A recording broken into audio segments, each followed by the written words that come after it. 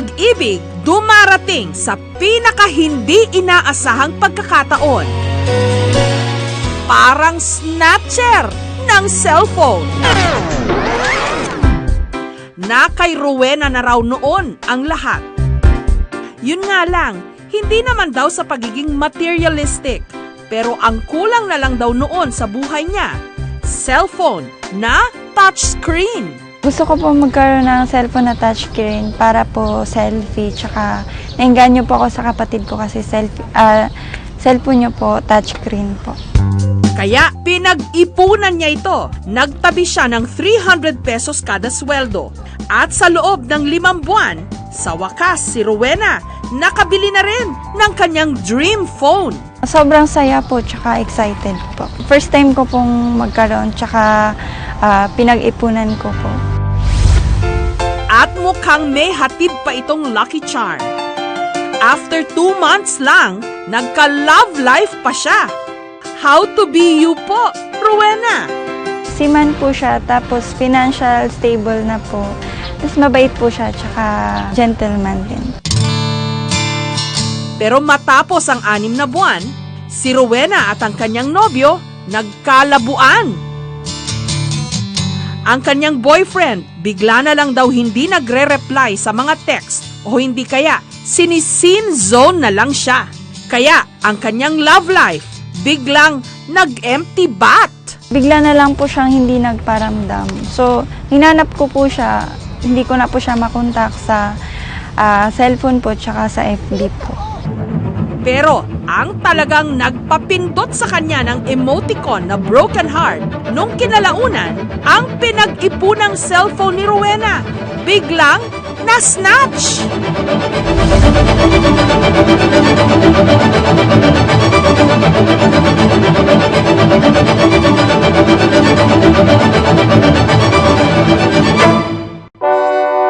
Siyempre, doble po yung sakit. Parang patong-patong siya kaya para na-depress po. Mabilis mang napalitan ni Rowena ang kanyang cellphone, pero halos 1 taon naman siya bago naka-move on sa pagiging sawi sa pag-ibig at sa pagkawala ng pinag-ipunan niyang telepono. Naging man-hater po ako. Para feeling ko po kasi lahat ng lalaki nung time na yun manloloko. Hanggang isang Facebook message ang kanyang natanggap na makakapag-recharge pala sa kanyang pusong naka-sleep mode. Sabi niya, tingnan mo yung Facebook ko, may message daw po siya. Tiningnan ko po, sabi niya, "Hi Rowena, ikaw na yung matagal kong hinahanap." Parang ganun po. Natakot po kasi yung picture niya po sa profile niya, ang payat niya po, parang lulong po sa masamang bisyo. Kaya po, sabi ng pinsan ko, wag daw po ako makipagkita kasi para daw pong may masamang balak. Ang nagpakilalang lalaki ang nakakuha raw sa na-snatch niya noong cellphone. Sa isang kainan sa mall, napagkasunduan nilang mag-eyeball.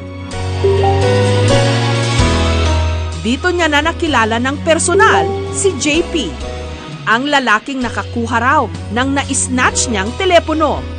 Hep hep hep, hindi raw po si JP ang snatcher ng telepono. Pero paano napasa kamay niya ang ninakaw na cellphone ni Rowena? Si JP nagtatrabaho sa isang non-government office o NGO. Aminadong marami-rami na rin daw ang kanyang nakadate, pero ni isa raw sa kanila, hindi niya sineryoso. Nagtatrabaho kasi ako pagka sweldo, inuman sa labas. Kasama yung mga kaibigan, yung mga nakikilala, nakikipag-date, tapos yun, ganun lang. Date lang. Kwento ni JP, napunta raw sa kanya ang cellphone ni Rowena nung tumama ang kanyang tatay sa ending ng basketball. Ang papremyo, cellphone. Walang charger yung cellphone. Bali, nagduda ako, mukhang mukhang snatch siya kaya nakakaw tong cellphone na to kasi walang mga accessories. Sa kanyang pagkalkal sa bago niyang gadget, doon niya nakita ang mga litrato o photos ni Rowena. Ang ganda, sabi ko, uy, pagkakita ko, ganda. Paano kaya makikita to? Tingin ako kung may mga number pa. Meron number pero konti na lang. Sa tulong ng impormasyong nasa cellphone, hinanap ni JP ang babae sa litrato. all my life. At nung araw na ibabalik na ni JP ang cellphone, hindi siya makapaniwala na ang dating sa touchscreen lang niya nakikita, heto, abot kamay na niya. It was you who came. You came right when I didn't know what to say. Nung nakita ko siya, sabi ko mas maganda pa siya sa personal. Lalo akong natuwa.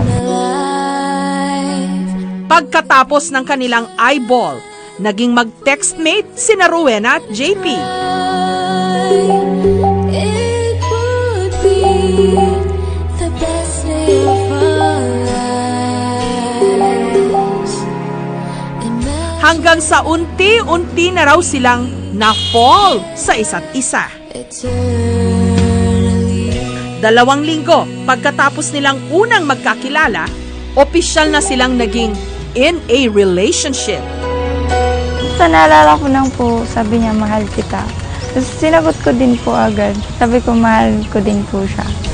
What I would give to make you feel okay, I would gladly give it all away. It would be nice to have you in my life. Would there be a chance for you to give it a try? It would be the best day of our life. Mahal na mahal eh. Naiyak na ako. Imagine you and me together eternally.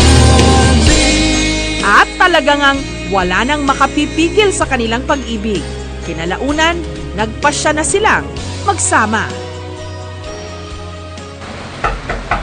Pero may hadlang. Ang dating kasintahan ni Rowena na umiwan sa kanya, aba, biglang nagbalik. Nung time po kasi noon, nawalan po siya ng trabaho. Nasa isip ko po na sumama sa kanya, pero anin ko naman po yung pera, pwede naman po siya maghanap ng trabaho. Pero si Rowena, mas nilike si JP. Ang pera na iipon po, pero ang pagmamahal po, hindi po yan basta-basta nawawala. Ang kanilang pagmamahalan mas lalong pinagtibay nung dumating sa kanilang buhay ang isang biyaya, ang kanilang anak na si Jax Clyde. 9 months pong dinadala, lahat po ng paghihirap, naranasan ko. Pero nung makita ko po siya, nawala po lahat. Parang sobrang saya po. You see that I would love. Pangako, hindi kita iiwan, tsaka hindi kita lulukoyin.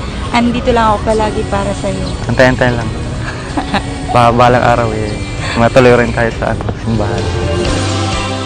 Maging alisto! Huwag lang ingatan ang inyong mga cellphone. Higit lalo na syempre ang inyong mga puso. Now